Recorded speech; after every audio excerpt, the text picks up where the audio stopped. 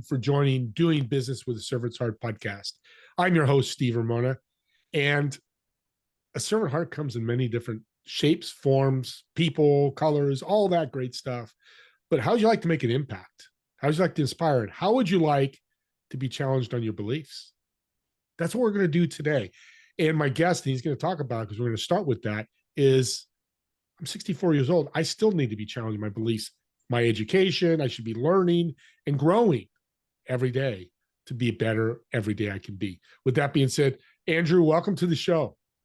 Thank you. It's a pleasure to be here. Challenging beliefs. Why is that so important? I think we all have a story or stories, most commonly out of where, our childhood, how we were raised, things that happened to us. I am this, I am not that. I am shy, I am introverted, I avoid conflict, and we become comfortable with who we decide that we are. When really all it is was a decision, and we just remained comfortable from that story that we created for ourselves rather than to challenge ourselves. Something I often say is Joseph Campbell said in the 50s, in the cave you fear to enter is the treasure you seek. And I think that too many of us have too many caves that we don't enter and don't find that treasure. And when we do, that's when we actually challenge the things that we believe, when we do something bold.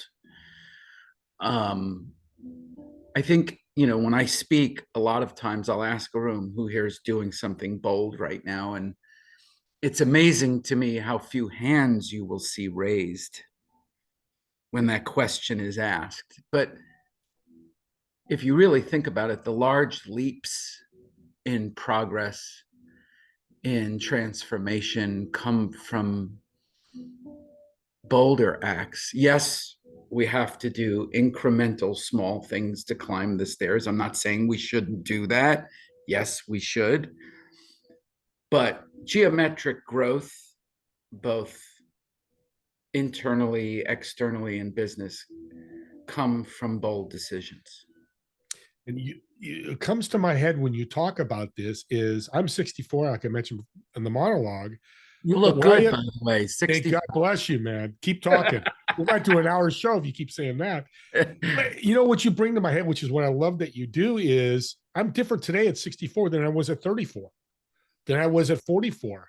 Probably because you have made a choice in your life to evolve, to grow, to be better, to challenge yourself, to challenge your thinking, challenge your beliefs.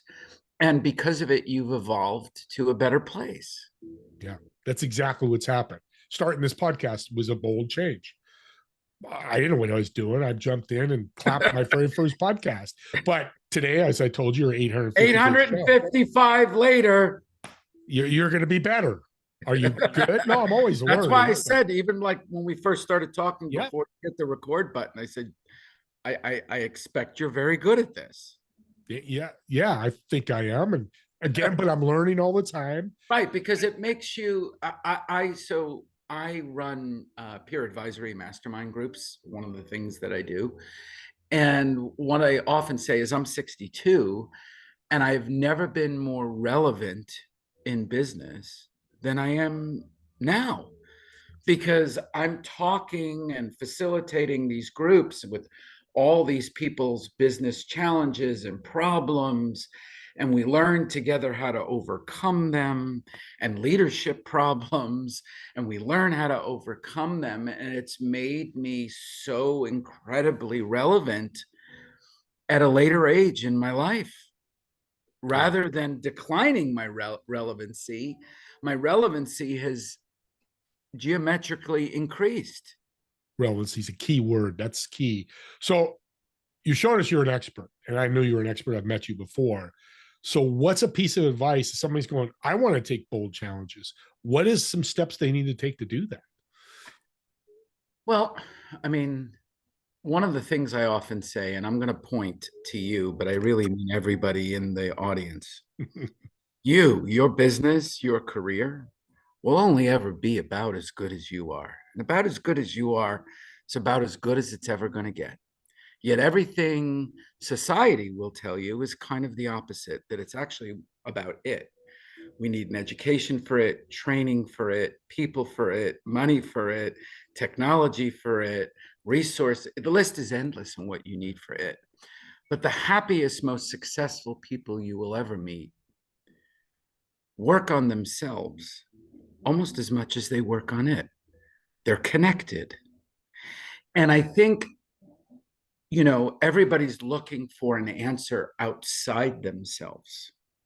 I need to become much more relevant with AI. I need to, tighten up my finances. I need to, and yes, you need to do all those things, but you also need to work on you, that the reason why maybe some of these challenges you're facing as an owner, a leader, or in your career is because of all the micro decisions you made up until that point, which were internal. One of the things I often ask people is, who are you? And 99.9% of the time, you see people's eyes go up and they have to kind of talk it out. They don't have clarity on it, on who you are. And that's maybe the most important thing you should have clarity on, is who are you? Because everything stems from there. Like if you were to ask me, Steve, who are you, Andrew? Well, I know I live my life in service to my family, my friends, my community, and everybody else that I serve in business. And everything in my life revolves around this aspect of who I am. And it provides me great clarity. And clarity, Steve Ramona, is what makes you dangerous in the best way in life and business. And a lot of people don't do this internal clarity building to help make better incremental decisions and big decisions, to know how to, for example, one of the things I often ask people also is, do you ever spend time observing your thoughts, observing your feelings rather than just being them? And people are like, well, wait a minute. What do you mean? And I'm like, well, if you can detach from the feeling of just being it, can you just observe it? And observe it objectively? Because, and this is like one of many regular practices that I help people do, because then it moves you towards greater clarity and self-awareness. Yeah. And look, all the greatest sages, Steve, everyone from Plato and Socrates to spiritual prodigies, they have the Buddha, all of them say the greatest thing in life to do is to know thyself. But too few of us spend time, energy, effort, and practice, that's the key phrase, knowing yourself. And I've never known anybody who has practiced it hasn't helped them dramatically in their life, in many ways, not just occupationally, but personally in your relationships. Yeah, it's powerful. What does the phrase "the beautiful path to profit" mean to you?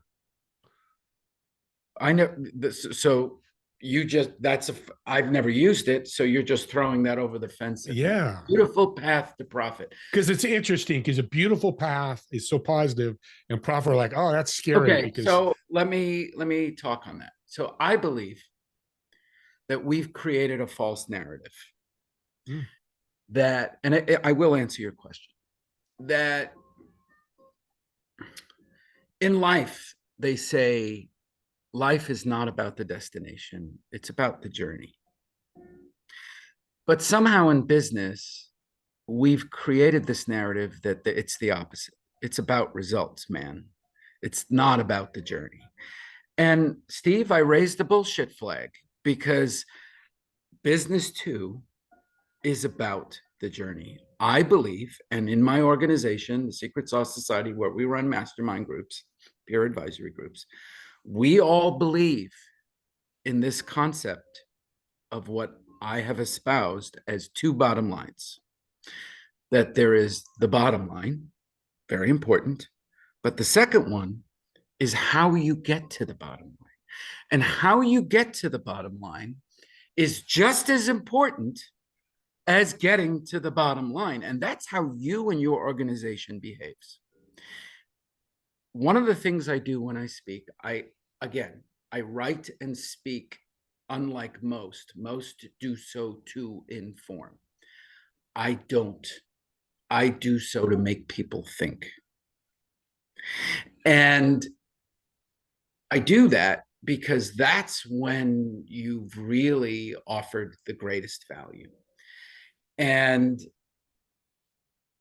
what I really want for people to realize, and when I speak, I'll be in front of a room of many people, and I'll ask them, in your role here at wherever I am, whatever company, what is your single greatest responsibility? And nobody wants to raise their hand. So I go with a cordless mic and I put it in somebody's face, and somebody in finance says something having to do with finance is their greatest responsibility. Somebody in operations says something to do with operations. Somebody in technology, something with that. And I say, nobody's ever really gotten the answer right in all my years of asking this question. Your single greatest responsibility is your behavior in how you're doing creating fiscal responsibility, your behavior in all of it, which is the journey, which is the second bottom line. Our behavior is always our single greatest responsibility, especially in times of adversity. The biggest complaint in corporate America is that people aren't being seen, heard, noticed, appreciated, listened to, understood. Well, what do you think the odds are of you being seen, noticed, heard, appreciated, understood when everything's going great? But when shit hits the fan, that's your opportunity to be seen. And how you approach adversity from a mindset standpoint, rather than being a victim, that give me the ball. I want adversity, because that is how people get from the mailroom to the head of the company, in how they handle and behave in adversity. The universe is really created, has masked what I call opportunity with this thing we call adversity. Adversity is our friend, Steve. And once we learn that in life, that's how we really know how to really achieve. You're talking about culture too, which I So that love. would be the beautiful way. That was Yeah. my long-winded answer to your question. So tie culture into that, because it sounds like your masterminds, your peer groups that you do, the culture, because you said we all believe one or two. I'm glad right? you brought that up. So what I do as a consultant is I am a fractional chief culture officer for companies, part-time. And I do a lot of coaching. And in its most simplest form, Steve, culture is how your organization behaves in getting the results it wants to get. That's the most simplest explanation of what a culture is. It's how each individual and the organization as a whole behaves. Now, if you were to ask me, what makes a culture truly great? If you were to ask an HR person, they would give you probably a mechanical answer, which you have to have the right policies in place. You have to have, maybe some flex time. You have to offer all these mechanical things, which are not wrong. It's right. But that's not what makes a culture truly great. What makes a culture truly great is when people feel safe to communicate what isn't. Now, the question is, how do you get there? And that's a long answer, but it really starts with one soul at a time, where everybody has to want to be better. Everybody has to want, not just to achieve the words on the wall of the values, but how there is some method and accountability of their behavior toward those values, which is how you behave in creating results. And one of the things that I like to do with that is to operationalize those values. And people are like, well, how do you operationalize values? And what I do is I'll get the people in a room and I'll say, okay, let's say one of their values is go the extra mile. We're going to go the extra mile for ourselves, our vendors, our clients, our customers. Well, give me an example of how you went the extra mile. And let's say we come up with 67 examples of how they went the extra mile. And I have them written out on the whiteboard. Well, what I recommend a company do, and this is critical, is that when it comes time to their performance review, you don't just review them and reward them on performance, but you review and reward them on how many of the 67 they hit on their behavior. We don't have behavioral reward. We only have results reward. Yep. And to really change a culture, it has to be focused on behavior. So that would be that customer service rep that treats their calls, their behavior is, I'm going to serve every call I make, whether it's a good call, a bad call, they get a point, whatever the system they're using to reward them. Whatever the values that we've provided examples for, people like tangible, because when you put a word up on a wall, but then real life hits, sometimes it's the path toward the behavior is not clear. But if you give specific examples of, maybe somebody gave an example of how to handle one of those customer service calls, or 7 different ways, and we've observed in your behavior how you have approached them in that way, and we provide a reward for that, your behavior, not just the results, how much do you think the people are going to know what the values are and how to behave? And it builds the culture, which builds the employees, which Right. builds the profit. You have to simplify. The hardest thing to do in any role in life, I don't care whether it's an occupational role, a personal role, the hardest thing to do, of all things to do, is to take the complex and make it beautifully simple. There's no greater skill than that. Einstein did it with space and time and put it in a little equation. That was really hard to do, right? But he did it. And that is essentially what I try to do in my everyday, in helping build better cultures, is how can we make this simple and beautiful? Well, we're coming to the end here, but I don't want to skip over the Secret Sauce Society. You've mentioned it a few times. You're so passionate about it. Tell the audience, why would they want to join? Well, first of all, it's only in the Phoenix area right now, but we're going to be expanding through video groups, peer advisory groups. Why would they want to join? First of all, it's tied to my personal story, but I know we're running out of time. Essentially, the Secret Sauce Society was built because I grew up in this magical home where my parents were madly in love and openly affectionate. And my brother and I were the center of the universe. And my grandparents were the same, and they came over every day. But more than that, my parents lived their lives in service. And it wasn't connected to an organized religion or faith. It was just who they were. And my home was Grand Central Station every day for anybody that needed a meal, a place to stay. It was the place of joy, love, laughter, and safety for the world.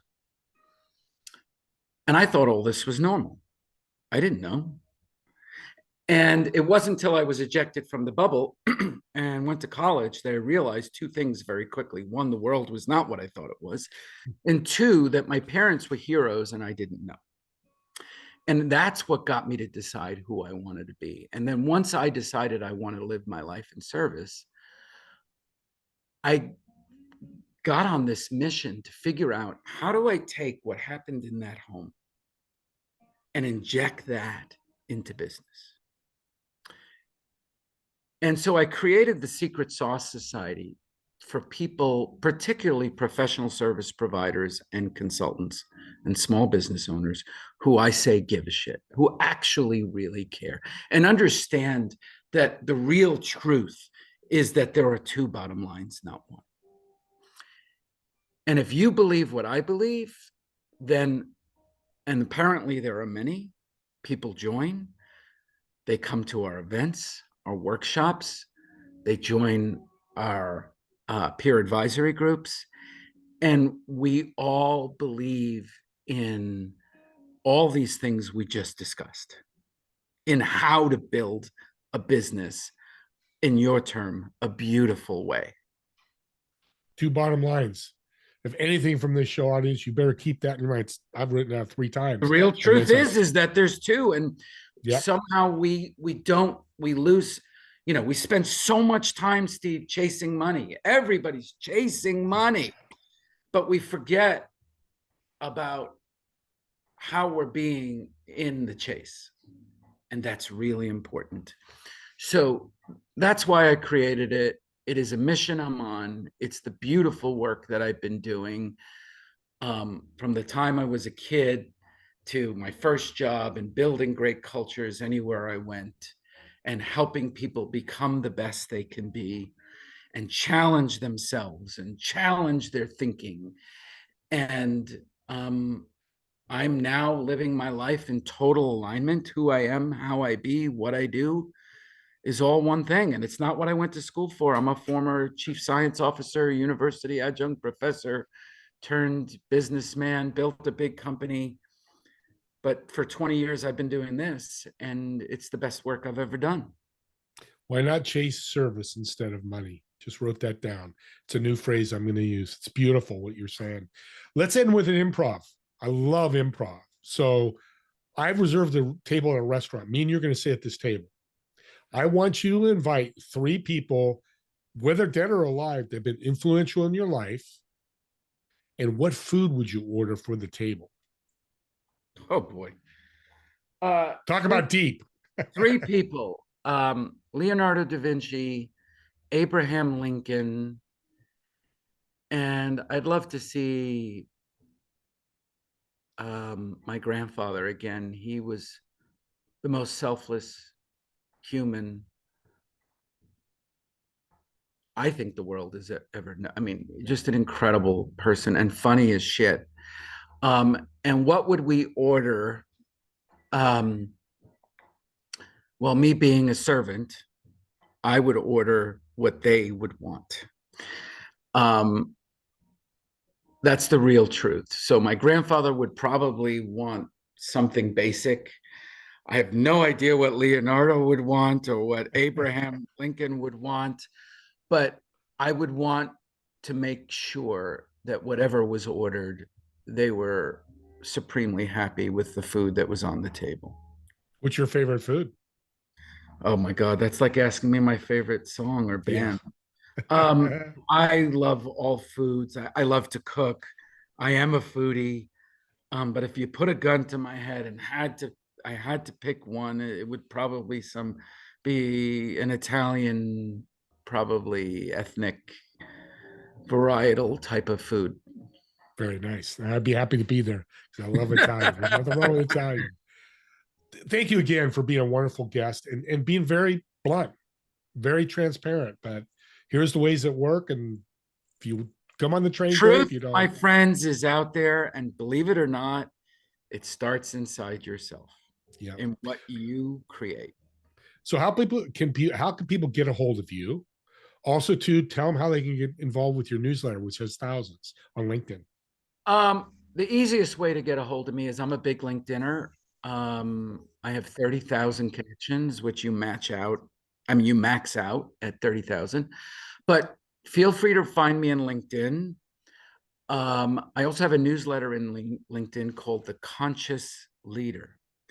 And I write articles about a lot of the things that we just discussed about real deep thinking stuff that might want you to look at yourself and how you're doing things, maybe in a different way that might be not just better for your bottom line, but better for everybody along the way. And it's called The Conscious Leader. I am a consultant where I do a lot of behavioral, I conduct a lot of behavioral change inside of organizations, coach them as well, but I am also a part-time chief culture officer for companies. And again, the easiest way is through LinkedIn, or of course, you can always email me at andrew@kolikoff.com, which is my last name, Kolikoff, two F's like Frank. You make it as simple as you started this whole show with. Simple way Remember, to go. making Simple. things simple is the greatest Simple. talent of Simple. all. Amen. Thanks again, Andrew. And audience, subscribe to the YouTube channel. This is a big gift. You're listening to this and you know friends that want to think deeper, maybe be part of the Secret Sauce Society or whatever. Share it with them. We're in December of 2025 if you listen to us a year later, and we're in a gift of giving. Why not keep giving through the whole year? And this is one way I think podcasts can do that, whether it's my podcast or others. Go ahead and subscribe, get those links, listen to them, and share them off and change people's lives. With that being said, me and Andrew want to thank everybody for watching or listening to this podcast. We'll see you all in the next episode of Doing Business with a Servant's Heart. Thanks, everybody.